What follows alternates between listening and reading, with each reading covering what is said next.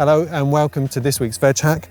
Today we're going to have a look at leeks. We're stood in a field of our leeks about 5 minutes away from the main farm at Riverford. They're being picked today. Now if you look at them growing in the field, you can see these nice tall leaves on them, this kind of nodding plume of leaves that they call the flag leaf. And the main body of the leek is kind of still buried in the ground, almost blanched by being kept in the ground. Now these leaves, they come out in a funnel shape and they're perfectly designed. You couldn't design a better funnel for trapping kind of bits of grit and bits of muck. And that's why people sometimes are a bit reticent about using those leaves. Now if we pull one out of the ground,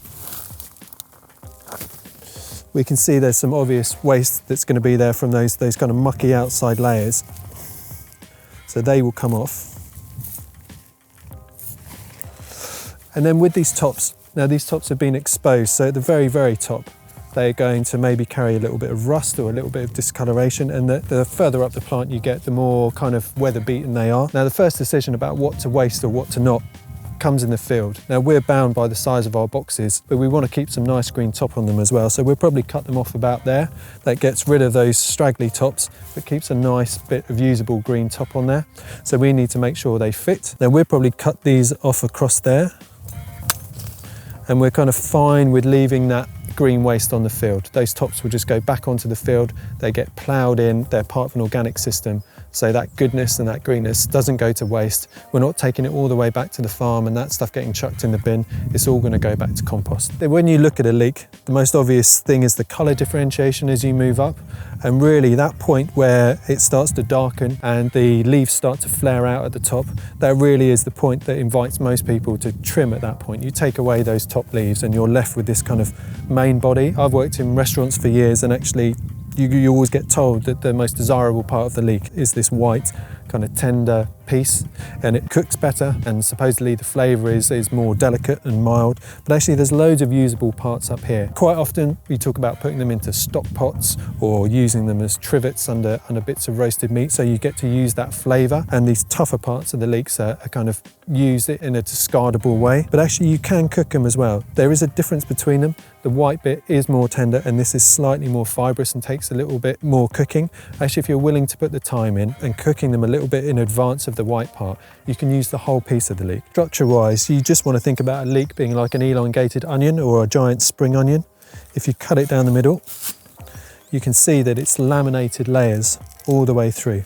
And this is where you get the dirt trapped in the tops, and it's why it needs a good wash. Now we're picking these plants partway through their life cycle. What they really want to do is go up into flower as soon as spring starts with any real earnest. What these will do is they will produce a bolt, what we call a bolt through the middle, which will send up a stem, which will then have a flower head on the top. If they get picked late in the season in the kitchen, you can feel that if you cut your knife through it, you feel a little click as it goes through the bolt. Now that gets more and more pronounced and becomes more and more inedible. So actually at that point, these are kind of almost useless to pick as culinary leeks. Now if you left this entire field, what they would do is they would send up that bolt, probably about so high, and they would produce this beautiful flower head that kind of goes out, almost looks like a firework going off.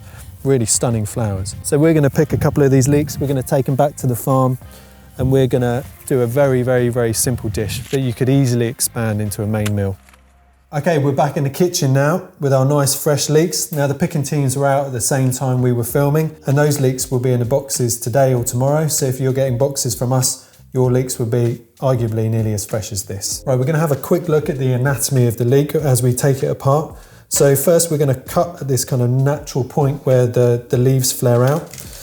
And this is what we recognise, most people recognise as the usable part of the leek.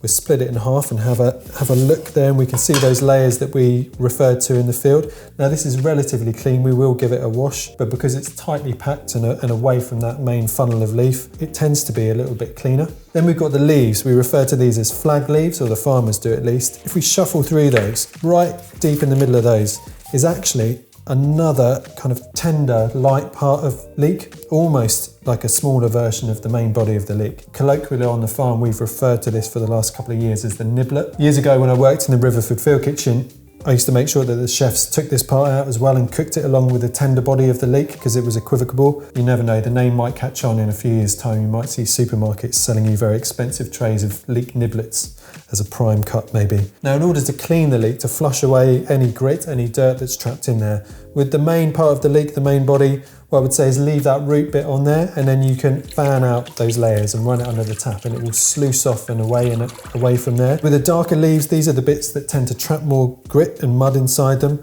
So you can either run those under the tap and thumb away that dirt, or you can sit them in a bowl of cold water and let the dirt drop to the bottom of the bowl and then lift them out. And with a nibbler, you can just open it up and wash it out just like you would the main body of the leek. So the dish we're going to do today is a simple dish of leeks and white beans, and we're going to serve that on toast. Now you can see from the cross section that they're more fibrous, and you can kind of feel in your hand that these are a bit tougher, these parts of the leek. We're simply going to slice them, and then we're going to pop them into the pan with a little bit of oil to start and a pinch of salt. We're going to fry them for a few minutes.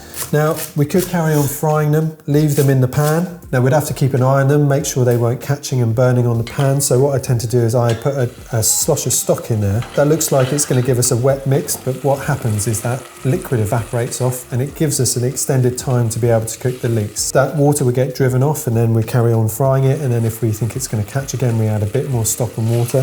While those greens are cooking down, we're just going to simply slice the main body of the leek. We can leave the root end on and cut down towards that, and then discard the very, very root tip once we're done. So just go slice them as thickly as you like. Don't forget the nibblet. So we're going to give those about 5 minutes to start cooking down, and then we're going to throw in a chopped clove of garlic.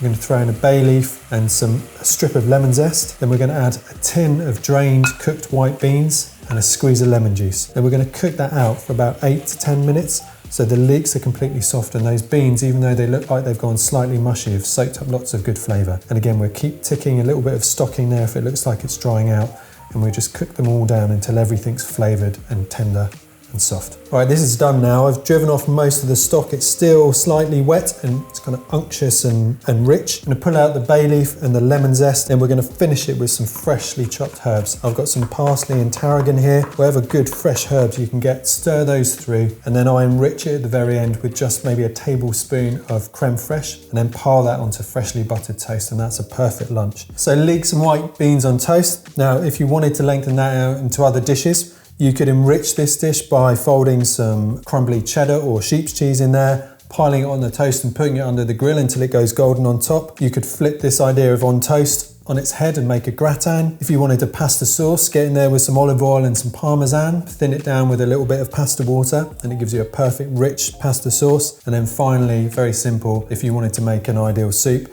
you just lengthen it with a bit of stock, whiz it up in a food processor, and you have this delicious bean and leek soup. So this is rich and substantial from the beans. It's delicious and herby and lemony, but those leeks really do come through in the dish as well. Thank you for watching. Please give this a go. It's really straightforward and really thrifty, really easy to do. If there's anything you'd like to see us talk about or cook with, please leave some comments below. Please hit like, please subscribe, and hit the notification button to keep up to date with our weekly videos. Thank you.